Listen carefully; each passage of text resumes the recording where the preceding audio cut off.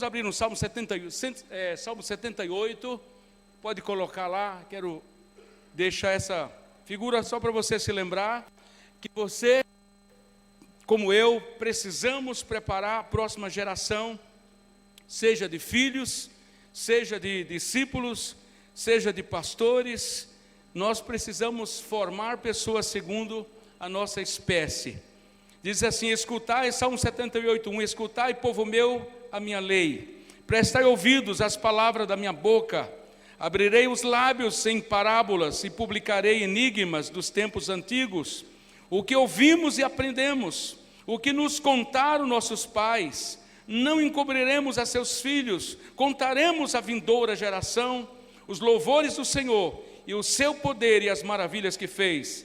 Ele estabeleceu um testemunho em Jacó, instituiu uma lei em Israel e ordenou a nossos pais que os transmitisse a seus filhos, a fim de que a nova geração os conhecesse filhos que ainda hão de nascer, se levantassem por sua vez, os referisse aos seus descendentes, para que pusessem em Deus a sua confiança, e não se esquecesse dos feitos de Deus, mas lhe observasse os mandamentos. Amém, amados? Senhor, fala conosco nessa noite, nós queremos ouvir a Tua voz. Jesus, ministra os nossos corações, nós queremos ouvir a Tua doce e poderosa voz. Em nome de Jesus nós oramos. Amém. Queria refletir com vocês, amados, brevemente, alguns aspectos. Depois, se os irmãos quiserem refletir mais sobre o assunto, eu trouxe alguns materiais, preparando a próxima geração de servos de Deus. Nós temos uma responsabilidade perante as próximas gerações. Nós precisamos formar homens de Deus, precisamos formar pessoas para nos suceder. Nenhum de nós iremos ficar para semente. Portanto, nós precisamos preparar a próxima geração. E nós temos que trabalhar, como diz o Jamê, nós precisamos trabalhar como pastores e líderes. Precisamos trabalhar para perder o emprego. Precisamos trabalhar para que outros nos sucedam. As gerações futuras nos sucedam, fazendo muito melhor do que nós estamos fazendo, porque eles são flechas. E eles, como diz Salmo 127, irão aonde nós não fomos, mas nossos filhos e netos irão. Mas nós precisamos trabalhar para isso, amados. Nós precisamos fazer isso. Eu recebi uma incumbência, quando comecei a orar por Carnalbeira da Penha, Deus o Jamê nos deu um desafio, disse: olha, você, antes de ir, você precisa preparar alguém para estar no seu lugar, e você precisa encaminhar seus filhos. Recebemos essa incumbência, você precisa preparar a próxima geração de pastores, e começamos a trabalhar então, para que novos pastores nos sucedessem. E nós temos um lema: trabalhar para perder o emprego. Então nós vamos trabalhar para que outros assumam nosso lugar, não é? Porque nós podemos ser promovidos ou para o lado ou para cima. Às vezes Deus recolhe para o céu, ou às vezes Deus promove para outro lugar. Então, se Ele promover para o lado ou para cima, nós vamos deixar alguém, ou então nós vamos sepultar o ministério que Deus nos deu. Então, precisamos formar, urgentemente precisamos formar homens. Faltam homens nessa geração. Faltam verdadeiros discípulos de Jesus nessa geração. Nós precisamos trabalhar, amados, com responsabilidade, porque esta é a vontade de Deus. Números 24:7 diz assim, Números 24:7 diz assim: e a sua semente estará sobre muitas águas. Isso fala que nossos filhos estariam entre as nações, levando a palavra, curando as nações, levando o evangelho que cura, que liberta, que transforma pessoas. E quando eu trago essa palavra aqui, amados, por favor, eu não falo de cima de um pedestal. Pelo contrário, nós como pais falhamos, todos nós cometemos falhas, nós somos humanos e cometemos falhas com nossos filhos, com as nossas esposas, mas nós precisamos entender que formar a próxima geração é o mais importante trabalho que nós temos a fazer. A Bíblia diz que as nossas sementes, nós vamos trabalhar como sementes, e semente, precisamos ter uma consciência de semente, que nós existimos para nos multiplicar e para gerar outros. Nós não somos um fim em nós mesmos, nós somos apenas uma semente, que precisa gerar outros. Jesus tinha essa mentalidade de semente, ele sabia que ele era a semente do Pai. Ele disse: o grão de trigo, João 12, 24, se o grão de trigo caindo na terra não morrer, fica só, mas se morrer, dá muito fruto. E nós precisamos ter uma mentalidade de semente. E a Bíblia diz que a nossa semente, Números 24, 7, estaria sobre muitas águas, sobre muitas nações. Como disse, nós recebemos essa incumbência. Diz: nós não podemos te enviar, porque Jesus, quando ele foi enviado, quando ele volta ao céu, ele deixa o Consolador. E nós precisamos deixar alguém no nosso lugar. Não podemos abandonar o povo, a congregação. Precisamos deixar alguém. E o desafio foi preparar pastores para a congregação e também encaminhar seus filhos ao casamento. E essa é uma responsabilidade de todo pai. Todo pai e toda mãe precisa encaminhar seus filhos, primeiramente ao Senhor. Encaminhar os filhos não é responsabilidade da professora de escola dominical, não é responsabilidade do pastor, de ninguém, é a minha responsabilidade como pai, de conduzir meus filhos ao Senhor. Graças a Deus pelos pastores, pela escola dominical, que vocês aqui sempre fizeram, e é um trabalho muito importante. Louvado seja Deus por esse trabalho. Mas não delegue a sua responsabilidade de pai para as professoras. Foi você que pariu esse filho e essa filha, e a você cabe educar. Às vezes tem uma tendência de delegar a nossa responsabilidade, não é? Nós temos uma tendência muito grande de delegar. Amados, todo pai tem que fazer 3 coisas. Primeiramente, levar seu filho a receber Jesus como seu Senhor e Salvador. Depois, levar seus filhos ao ministério e levar seus filhos ao casamento. Nossa filha casou em junho, em plena pandemia, e Israel casa no próximo domingo. Já mandei o link para vocês, não vai poder participar presencialmente, mas vocês vão poder assistir e abençoar. Nossos filhos se casam. Em dezembro fechamos um ciclo, né? Fechamos um ciclo em nossas vidas. Nossos filhos estão casados, os filhos já estarão casados, nossos discípulos estão aí para servir a igreja, e nós podemos então ser enviados. Mas, amados, quando eu digo isso, por favor, não tome isso como um peso. Eu quero apenas lembrar você e a mim a nossa responsabilidade. Amém? O nosso Deus é um Deus que restaura a vida, restaura famílias. Nunca é tarde para se aprender. A gente pode aprender, inclusive com os próprios erros.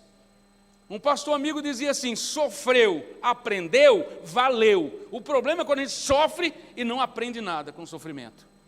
O sofrimento muitas vezes é um mestre. O sofrimento é o megafone de Deus, é uma forma de Deus nos chamar a atenção. Quando a gente não ouve de alguma forma, Deus manda o sofrimento para nos chamar a atenção, para nos quebrantar. Então, amados, todos nós estamos igualmente na mesma condição de responsabilidade.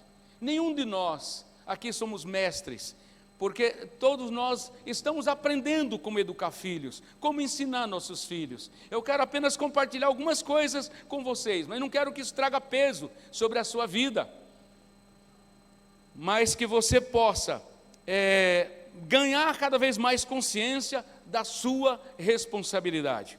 Eu quero primeiramente começar falando de um homem que não tinha nenhuma noção de posteridade. Olha, todos nós temos um bastão que Deus nos deu, e nós precisamos passar para a próxima geração. Nós precisamos transmitir um legado à próxima geração. Amados, tem pais que só vão deixar herança. Herança é o que a gente deixa para os filhos, mas legado é o que nós deixamos nos filhos. Nós precisamos deixar mais do que herança. Se puder deixar herança, amém. Apesar que as heranças só servem para que os filhos, depois que os pais morrem, brigarem e se dividirem. Mas tudo bem, se puder deixar herança e puder dividir em vida para que não haja briga, melhor. Mas se não tem herança, que você deixe um legado. Deixe um legado de vida, de fé. Amados, há uma geração que precisa receber um legado do Senhor para transmitir às outras gerações. O Salmo 78 fala disso, que é para nós transmitirmos aos nossos filhos. os louvores do Senhor que nós aprendemos. E eles irão transmitir aos seus filhos, que irão transmitir aos seus filhos, e assim sucessivamente. Deus é um Deus geracional, é um Deus de Abraão, de Isaac e de Jacó. Ele não morre numa geração, Ele continua sendo Deus em todas as gerações. E nós precisamos trabalhar com esta visão de futuro, que nós somos sementes e nós precisamos gerar outros. Nós precisamos preparar nossos filhos para a próxima geração. Precisamos preparar pastores para a próxima geração. Precisamos preparar, cada um de nós vamos preparar segundo a nossa espécie. Um texto muito conhecido, aqui do exemplo muito negativo, está em Isaías capítulo 38, vocês sabem, põe em ordem a tua casa, 38:1, porque morrerás e não viverás. Mas eu quero que você conheça um outro texto, 39:7. Porque quando aquele homem, Ezequias, se recupera, ora a Deus, chora, e Deus responde a oração dele, dá mais 15 anos. Ele então se recupera, e o rei da Babilônia manda os seus embaixadores, e ele mostra tudo, era um aparecido, mostrou tudo que ele tinha para os babilônicos. E aí, amados, Isaías vem depois e pergunta, quem são esses? São os embaixadores da Babilônia. E ele diz, o que eles viram na tua casa? Eles viram tudo. E, amados, ele fala alguma coisa estarrecedora. Olha só, qual é o plano do inimigo. Olha só, a partir do verso 5, ele pergunta assim, o que eles viram, eles que não houve nada que eu não mostrasse, no verso 4, verso 5, Isaías 39:5. Então disse Isaías a Ezequias, ouve a palavra do Senhor dos Exércitos, eis que virão dias, em que tudo quanto houver em tua casa, com o que entesouraste teus pais, até o dia de hoje, será levado para a Babilônia, não ficará coisa alguma, disse o Senhor, dos teus próprios filhos, que tu gerares, tomarão para que sejam eunucos no palácio do rei da Babilônia. Então disse Ezequias a Isaías, boa é esta palavra, a palavra do Senhor que disseste, pois pensava, haverá paz e segurança em meus dias. Vocês concordam com Ezequias que é boa esta palavra? Vocês concordam? Não, jamais. Como boa essa palavra? Os filhos seriam levados para a Babilônia. Os filhos seriam levados para a Babilônia, amados.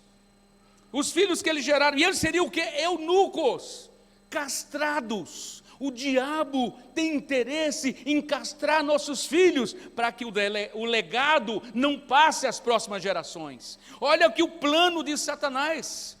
Seus filhos serão levados para a Babilônia, e eles servirão como eunucos no palácio do rei da Babilônia.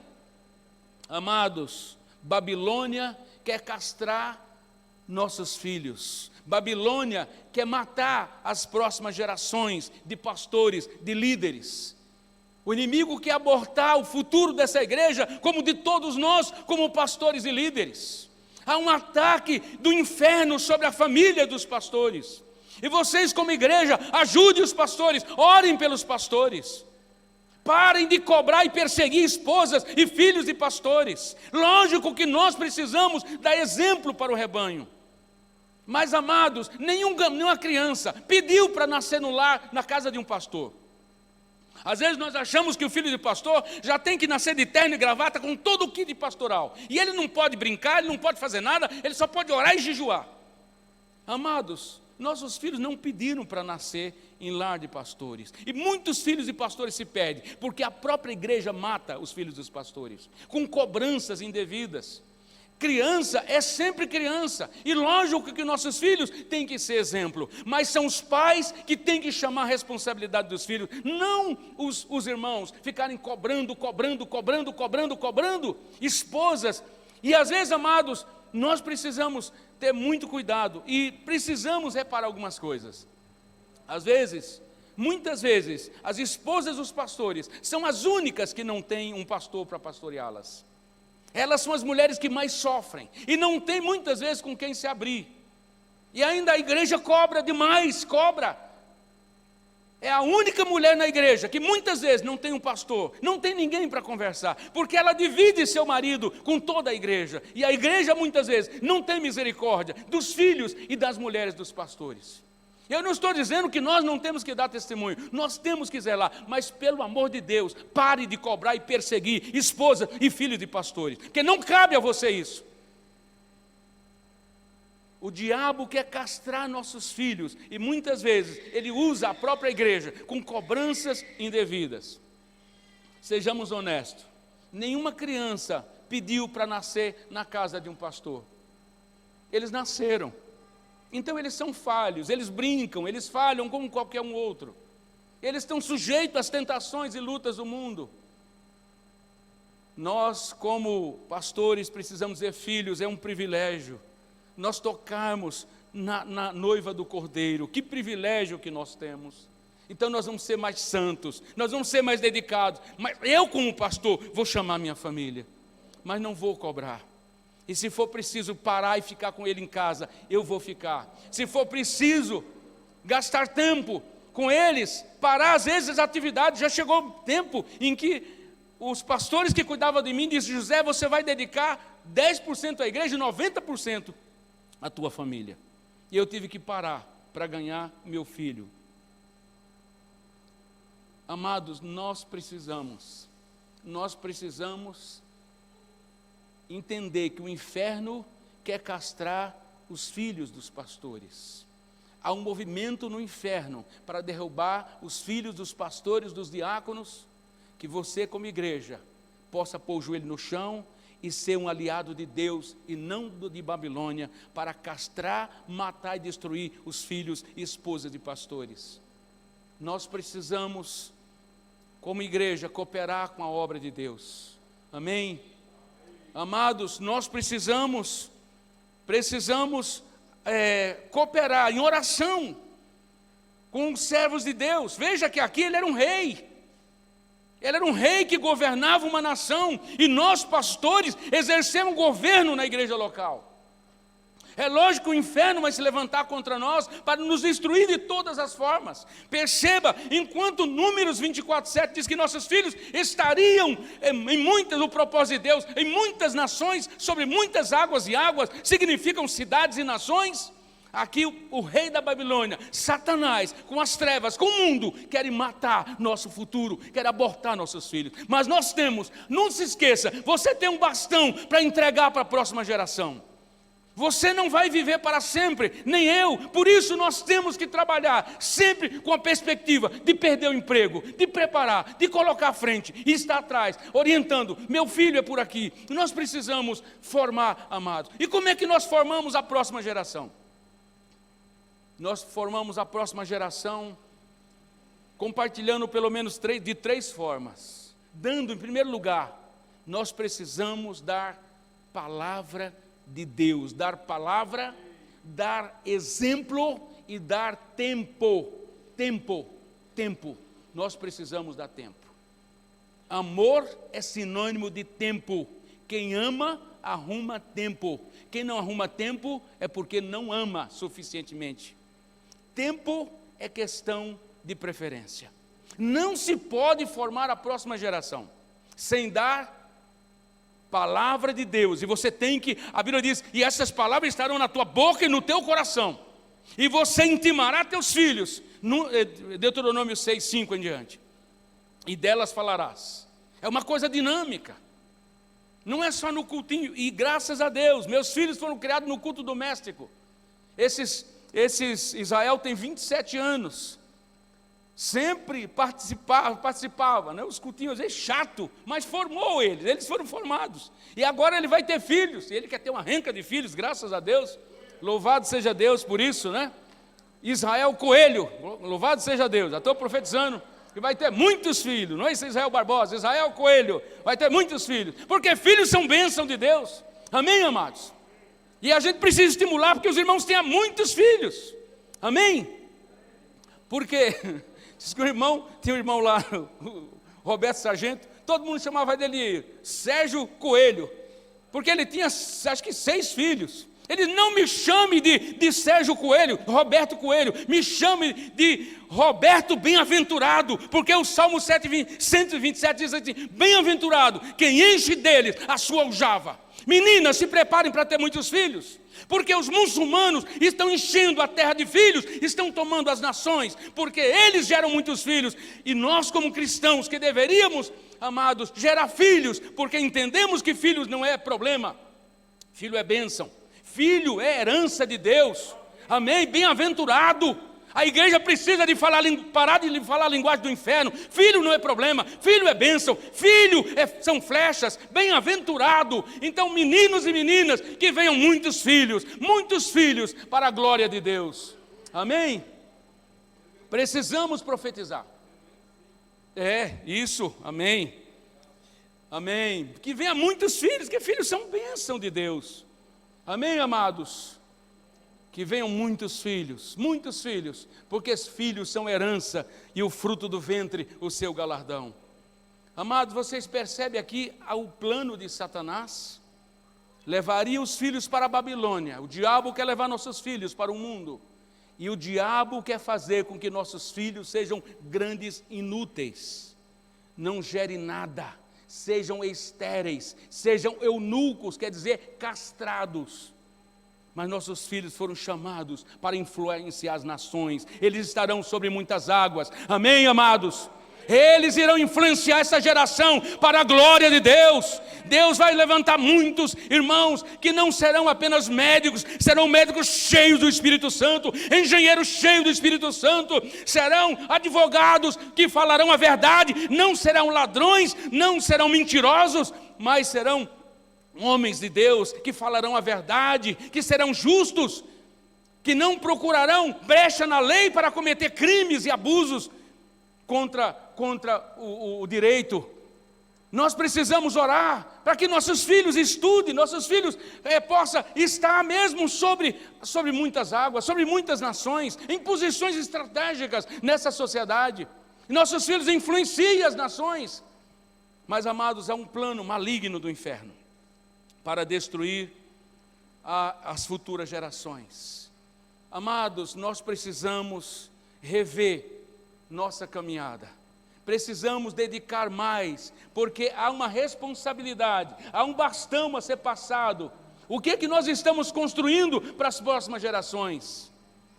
Nós precisamos dar mais palavra de Deus, mais palavra. Essa palavra estará junto de ti, na tua boca e no teu coração. E tu falarás dela aos teus filhos, é dela, não é de outra coisa, é do Evangelho, o antigo e poderoso Evangelho, que você precisa falar aos seus filhos. Dá palavra, dá exemplo de vida, dá exemplo. Os filhos, amados, e especialmente adolescentes, odeiam quando vê pais hipócritas, que falam uma coisa na igreja e praticam outra em casa. E eles vão vendo a incoerência da nossa fé, e por isso muitos se desviam.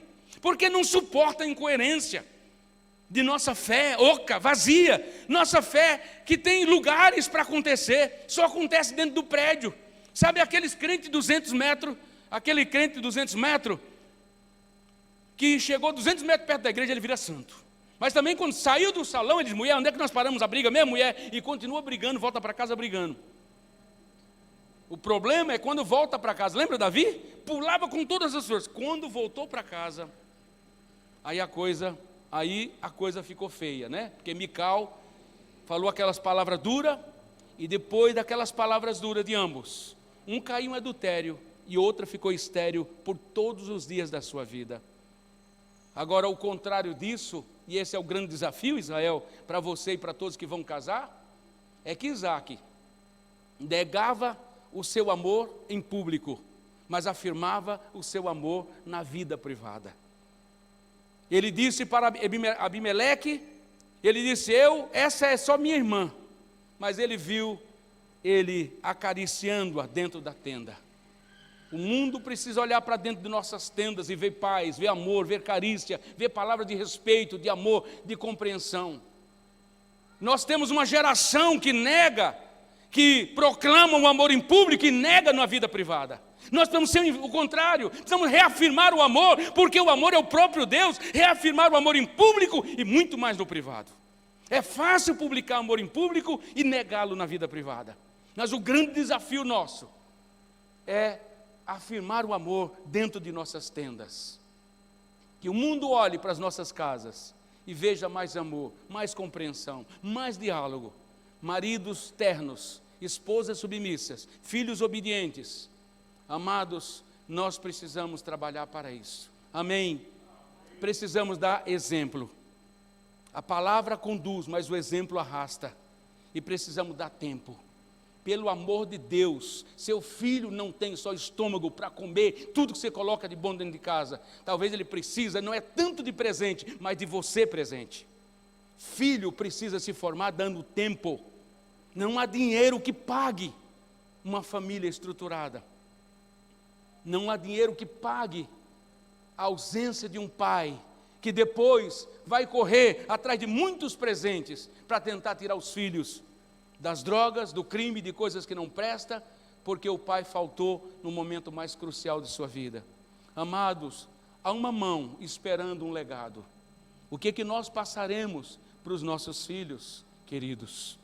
Agora deixe-me terminar aqui falando, queridos, eu logicamente não vou nem me atrever de falar praticamente nada do que havia aqui escrito. Nós temos inúmeros exemplos preciosos de pais que foram responsáveis, que marcaram suas gerações, de homens ilustres que formaram filhos e que abalaram nações. Aqui cito do exemplo, não muito, um exemplo histórico, Susana Wesley, que foi uma mãe que orava, uma mulher que tinha 19 filhos, ainda tinha que cuidar da fazenda, tirar leite de vaca, cuidar de tudo, mas educou aqueles filhos, orava por aqueles filhos, e os 2 filhos dela revolucionaram a Inglaterra. A Revolução Francesa tinha tudo para ser inglesa, mas por causa desses 2 homens, gerado no joelho de uma mãe, eles abalaram a Inglaterra foi abalada pelo poder de Deus, por causa de 2 homens, que foram gerados no joelho de uma mãe, não só no ventre, mas no joelho e na língua de uma mãe que ensinou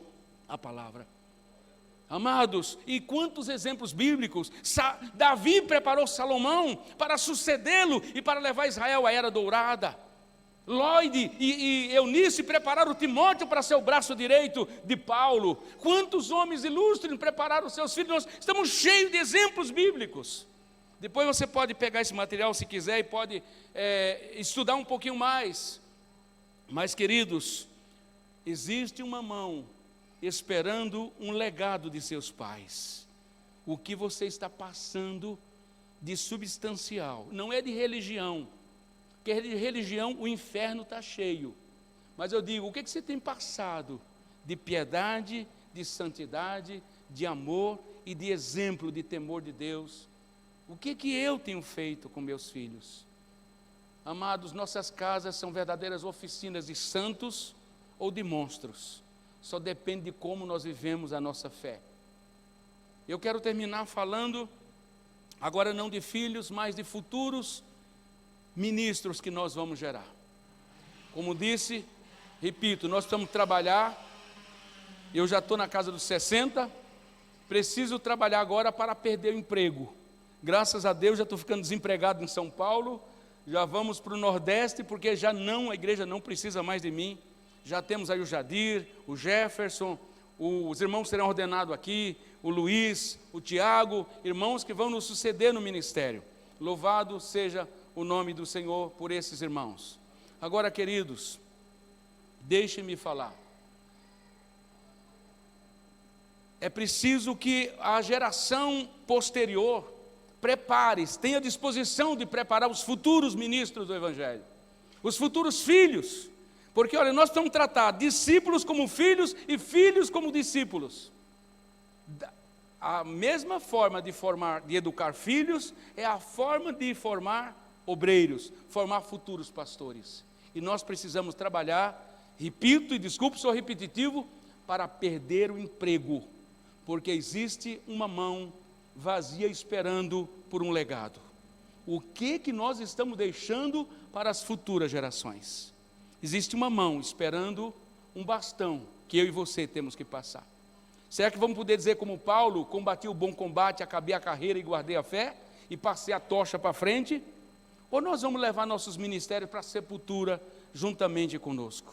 É interessante que quando foi construir os muros de Jerusalém, na restauração, quando eles voltaram no ano 538, 558, 538, 444, aquelas 3 levas de pessoas que vieram restaurar os muros de Jerusalém, a cidade de Jerusalém.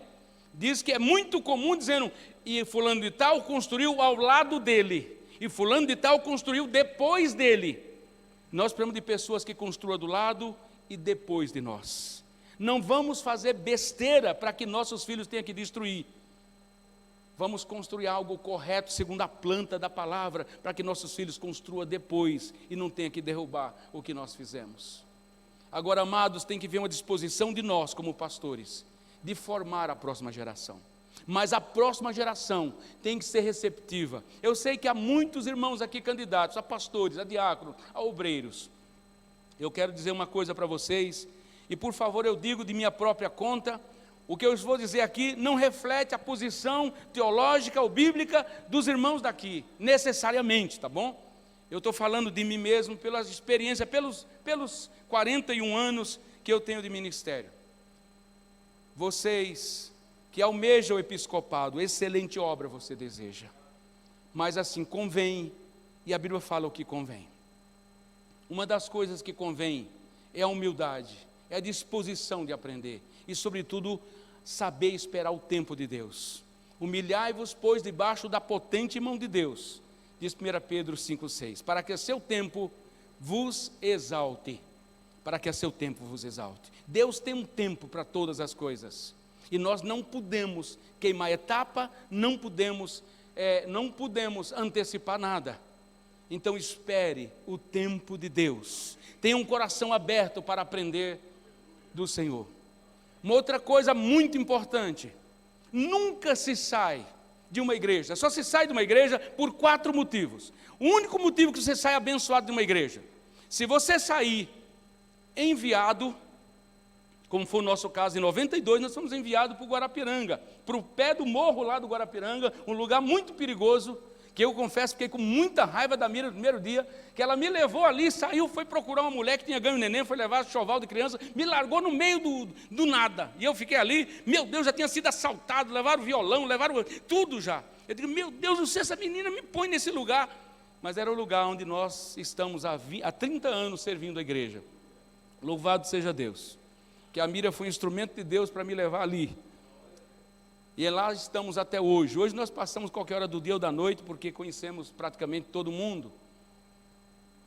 Mas, amados, nós fomos enviados. Então, se você foi enviado, se você foi expulso, porque muitos irmãos foram expulsos de igrejas tradicionais, porque criam na promessa do Espírito Santo.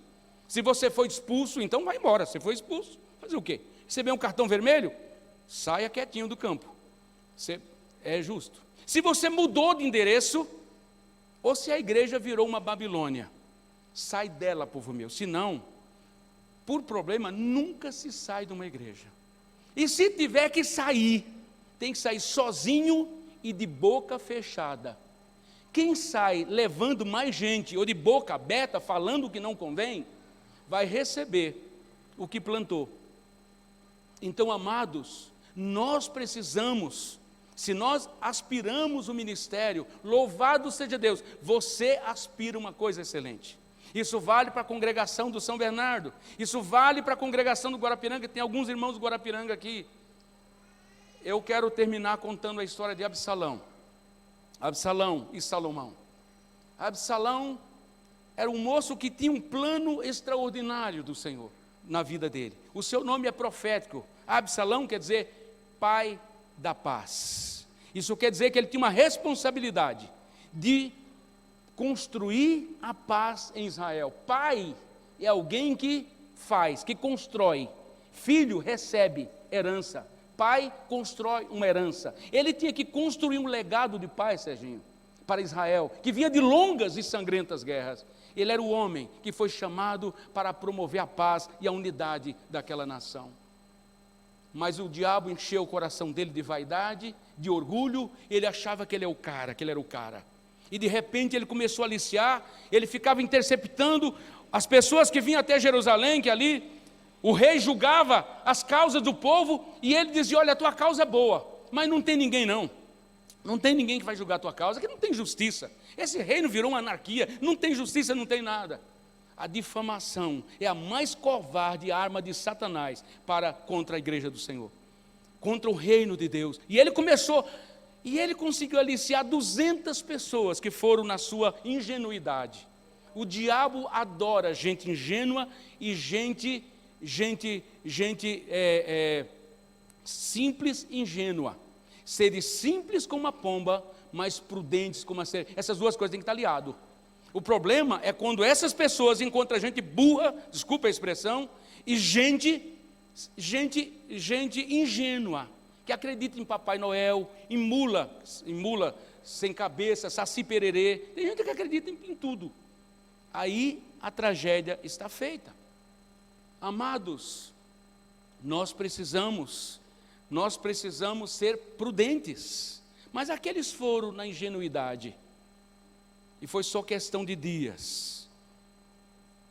Absalão, o pai da paz, infelizmente. Aliás, tem gente que tem o ministério de Absalão, né? De abrir salão. Tem gente que gosta de abrir salão. Briga com o pastor e abre o salão ali, briga lá, abre lá, abre lá, abre lá. Isso é desde os primórdios. Sempre teve gente que gosta, que tem o ministério de abrir salão. Tem gente que gosta disso, né? Eu já vi lugares que tinha 3 pessoas. O camarada brigou e abriu, aí ficou 1,5 para lá e 1,5, não sei como era. Meia semana congregava lá e outra semana. Isso é uma coisa indigna e maligna do inferno. Nós precisamos ter compromisso. Igreja é algo muito sério. A Bíblia diz que for ligado na terra, terá sido ligado no céu.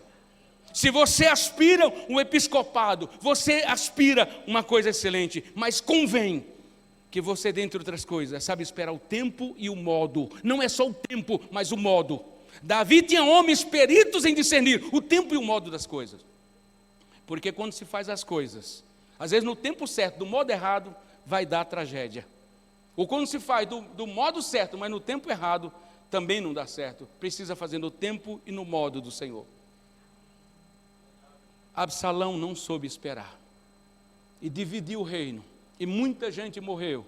Davi saiu, abandonou o trono, entregou, porque não convém brigar. O reino é do Senhor e não podemos brigar. Ele preferiu evitar o confronto e deixar que ele viesse e se apossasse do reino. E foi só questão de tempo. Deus pelejou e Deus fez juízo e justiça. Agora, amados, Salomão também é chamado o pacífico. Vocês percebem que a Bíblia diz assim: segui, Hebreus 14:12, a paz com todos e a santificação, sem a qual ninguém verá o Senhor. Ninguém verá o Senhor sem paz. Todos os homens que Deus chamou para edificar e para liderar seu povo eram homens de paz. Moisés era um homem truculento, que matou e enterrou rapidamente o egípcio. Deus falou: não, você não serve. Vai lá cuidar de ovelha, 40 anos de trás da ovelha, no deserto, ovelha do teu sogro. E quando ele voltou, disse que era o homem mais manso da terra. Deus não coloca cavalo, jumento, Deus não coloca gente coiceira na frente do seu povo, que não vai matar o povo. Deus coloca gente pacífica. Deus não coloca Ismael, que briga com todos. Deus preparou Moisés. Deus tem urgência, mas Deus não tem pressa. Salomão foi o homem que Deus preparou. E outros queriam passar, Adonias queria passar na frente, Absalão queria passar, mas ele foi escolhido. E ele esperou o tempo de Deus. E o seu pai preparou o material. E o seu pai chamou e disse: olha, seja homem, seja cabra macho, seja um homem firme, porque reino de Deus, pastoreamento não é brincadeira. Ser um pastor mestre não é brincadeira, não é para aventureiro, é para homens chamados, homens e mulheres de Deus. Ser homem. Você vai construir uma casa, não é para homem, é para Deus. E instruiu. E Salomão soube esperar o tempo de Deus. E Deus o levou à era dourada. Nações, mais de 10.000 quilômetros de distância, ouviam falar da glória de Deus estampada na vida de Salomão e vieram ver a glória do Senhor. Mas ele soube esperar o tempo e o modo. Amados, não se aliem com nada. Não se aliem. Não seja ingênuo, pelo amor de Deus, não há mais tempo de nós sermos ingênuos, nós vamos ser mais do que nunca sábios e prudentes nessa geração. Não se alie a ninguém que não tem compromisso com o reino de Deus, com a ética, com a palavra de Deus, com a honra, com respeito às pessoas e aos seus pais. Nós precisamos honrar nossos pais. Nós precisamos honrar nossos líderes. E tudo que foge disso, você vai ver que é questão de dias, vai dar em nada. Vai servir de Babel, de confusão e destruição. Então vamos seguir o caminho correto. Vamos esperar o tempo de Deus e vamos perseverar. Amém, amados? Vamos continuar sendo a casa do pão. Porque ainda que muitos, que às vezes se vão, como no caso da família, né, da família de Noemi, que foram peregrinar em Moabe, mas depois voltaram. E ficou um povo ali para celebrar o retorno. Que você esteja sempre de braços abertos. Nunca feche as portas, nunca feche o coração. Eu sei que os irmãos passam por lutas, como todos nós. A pandemia levou muita gente, alguns morreram, outros desacostumaram de congregar. Mas o nosso papel é continuar como Belém. Belém é a eterna casa do pão. Vamos continuar distribuindo pão e vamos continuar celebrando aqueles que vão voltar. Amém, amados? Porque pessoas vão sentir o amargo de suas formas de agir. E essas pessoas vão ver que existe uma casa do pão, que existe um lugar. E graças a Deus que eu estou dizendo que é a igreja, não estou dizendo que é aqui especificamente. A igreja tem várias agências, e louvado seja Deus por isso, por as suas agências se espalham por toda a terra. Mas, amados, vamos continuar amando, orando, intercedendo, e vamos continuar com aquele povo que celebra. Noemi voltou, Noemi voltou, Noemi voltou, aleluia. Mas ficou um povo ali, mesmo que sofrendo, ficou um povo orando, intercedendo e torcendo pelo retorno daqueles que se foram. Vamos continuar tendo essa posição e vamos trabalhar firmemente. Vamos fazer discípulos de Jesus. Não é nosso, porque há uma geração futura esperando com as mãos. Será que nós vamos deixar essas mãos vazias? Ou nós vamos transmitir o legado do Senhor? Que Deus nos ajude a nós, como homens de Deus, nos posicionarmos, dizer: eu vou construir um legado, eu vou passar um legado de fé, de exemplo de santidade para os meus filhos, eu vou transmitir um legado à próxima geração. Vamos orar? Amém? Com isso nós vamos celebrar a ceia. Eu acho que todos os irmãos já estão servidos. Vamos orar somente, amados. Pai, em nome de Jesus, nesta noite eu quero orar pela minha vida e pela vida de meus irmãos. Pai, pesa sobre nós a responsabilidade, ó Deus, de transmitirmos às futuras gerações os louvores do Senhor, de transmitirmos às futuras gerações, ó Deus, o Evangelho verdadeiro, o Evangelho único, vivo e poderoso. Cabe a nós transmitir um legado às futuras gerações. Eu quero orar pela minha vida e por todos os pastores dessa congregação do Parque América. Ó Deus, para que eles possam, no poder e na unção do Teu Espírito Santo, ó Deus, construir ainda em seus dias um legado que será transmitido às futuras gerações. Queremos ver nossos filhos, discípulos, filhos espirituais e naturais, abalando as nações, sobre muitas águas, levando o Evangelho do Reino, levando o nome de Jesus, levantando o nome de Jesus, sobre muitas cidades do Brasil e do mundo. Oh Deus, dá-nos consciência de nossa responsabilidade. Por favor, nos dê consciência plena de nosso dever, de nossa missão, como pais, como pastores, como líderes. Ajuda-nos, por favor, a não sermos jamais, ó Deus, como Ezequias, que não entreguemos nossos filhos para a Babilônia, nem para o rei da Babilônia, que não façamos alianças espúrias e alianças que comprometerão o futuro de nossos filhos e de nossas congregações, mas que façamos aliança com gente séria, que ama e teme ao Senhor. Dá-nos discernimento para que não façamos jamais aliança com Babilônia ou com os gibeonitas, mas façamos aliança com homens e mulheres de Deus, para que o legado que o Senhor nos tem dado seja transmitido às próximas gerações. Eu te rogo que seja assim, eu oro a Ti em nome de Jesus. Amados, todos estão com pão e com vinho em mãos? Todos estão com pão e com vinho em mão? Todo mundo? Alguém não tem? Levante sua mão, porque os irmãos vão estar servindo, Napoleão está servindo lá. Se alguém fica com a mão erguida até que seja servido, ó, tem uma irmã ali, amém. Nós vamos então celebrar a ceia, Amém? Vamos celebrar. A palavra de Deus declara, queridos, que existe uma expectativa de Deus sobre mim e você. Diz que o fruto do seu penoso trabalho ele verá e ele ficará satisfeito. Ele verá a sua posteridade. Nós veremos a nossa posteridade nele. Nós veremos a nossa posteridade. Nós iremos orar por nossos filhos, não iremos desistir de nossas sementes. E eles vão abalar as nações como nós cantamos, com sinais, prodígios, maravilhas extraordinárias. Amém, amados?